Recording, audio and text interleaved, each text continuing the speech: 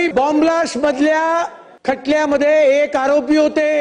या इस्माने काल छत्रपती संभाजी महाराजांचे हाल करून ज्यांची हत्या केली, ज्या औरंगजेबने तुळजापूरचं भवानी मंदिर उद्ध्वस्त करण्याचा प्रयत्न केला, हिंदूंवर झिजिया कर लावण्याचं काम केलं, काशी विश्वनाथचं मंदिर त्या ठिकाणी ध्वस्त करण्याचं काम केलं, त्या औरंगजेबाचं कौतुक हा अबू आझमी या ठिकाणी करतो। हे कृत्य देशद्रोही कृत्य आहे।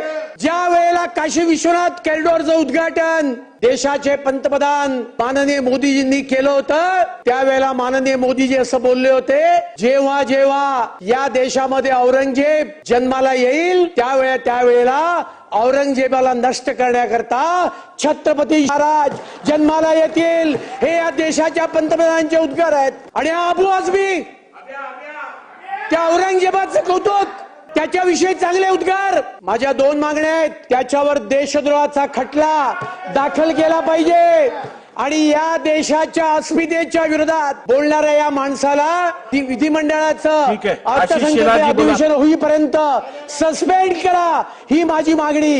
या निमित्ताने मी आपल्याकडे दोन मागण्या करतोय।